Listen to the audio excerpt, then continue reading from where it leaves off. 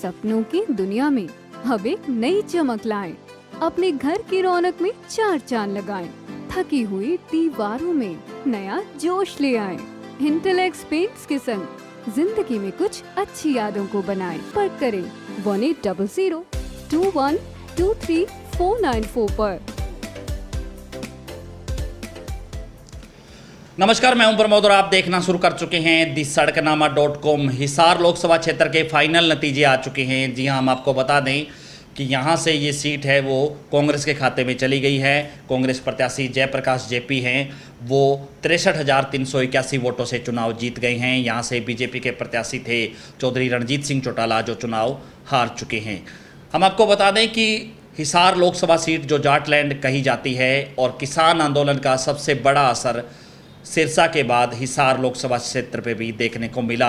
हालांकि चौधरी रणजीत सिंह हैं, उन्होंने अपने रसूख के वोट हिसार लोकसभा क्षेत्र में जरूर जोड़े, लेकिन बीजेपी की हम बात करें तो बीजेपी के तमाम नेता हैं उनके साथ जरूर घूमते रहे, लेकिन उन लोगों के चेहरों पर, उन नेताओं के चेहरे को लेकर के जनता ने उनको वोट नहीं दिया, चाहे वो कैप्टन अभिमन्यु थे, क्योंकि उनके हल्के से चौधरी रणजीत सिंह चौटाला को बड़ी हार मिली। इसके साथ साथ चाहे उचाना की बात करें, क्योंकि उचाना में पहले चौधरी बीरेंद्र सिंह के बेटे ब्रिजेंद्र सिंह है वो सांसद रहे थे, जो उचाना का प्रतिनिधित्व कर रहे थे। प्रेमलता उनकी माता जो पहले विधायक थी, तो उस लिहाज से उस परिवार के सिस्टम से भी चौधरी रणजीत सिंह चौटाला को वहाँ पे घाटा हुआ, नुकसान हुआ। चाहे हम बात करें बरवाला की, क्योंकि बरवाला से जेजेपी के विधायक थे जोगीराम सिहाग, हालांकि उन्होंने बीजेपी को वोट देने की बात कही थी, लेकिन जोगीराम सिहाग की खुद की खिलाफत थी हल्के में, जिसका नुकसान चौधरी रणजीत सिंह चौटाला को झेलना पड़ा। इसी तरह से चाहे उकलाड़ा की बात कर लें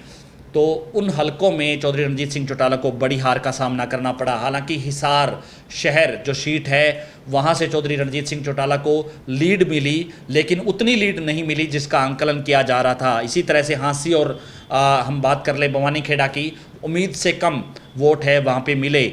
नलवा की बात करें तो बेशक रणबीर सिंह गंगवा चौधरी रणजीत सिंह चौटाला के साथ घूमते हुए नजर आए, वोट मांगते हुए नजर आए, लेकिन नलवा भी रणबीर गंगवा के खिलाफ वोट डाल गया, यानी कि चौधरी रणजीत सिंह चौटाला को वहाँ पे नुकसान हुआ। और सबसे बड़ी बात कि आदमपुर से चौधरी रणजीत सिंह चौटाला जो जीत मान रहे थे, वहाँ पे भी उनको हार का सामना करना पड़ा। कुलदीप बिश्नोई का कोई अच्छा खासा असर है आदमपुर में देखने को नहीं मिला। हालांकि कुलदीप बिश्नोई का असर आदमपुर के साथ साथ Hisar seat, Hansi seat, Bhawani Khera seat और उकलाड़ा बरवाड़ा के साथ साथ उचाना और नारनौद में भी था, लेकिन कुलदीप बिश्नोई ने सिर्फ और सिर्फ आदमपुर में ही चौधरी रणजीत सिंह के लिए वोटों की अपील की। ये चर्चा थी कि कुलदीप बिश्नोई ने सिर्फ आदमपुर के अलावा दूसरे लोकसभा विधानसभाओं में कोई ध्यान नहीं दिया है, जिसका खामियाजा चौधरी रणजीत सिंह चौटाला को भुगतना पड़ रहा है। चौधरी रणजीत सिंह चौटाला हैं वो 63,381 वोटों से चुनाव हार गए हैं। यहाँ पर इस सीट से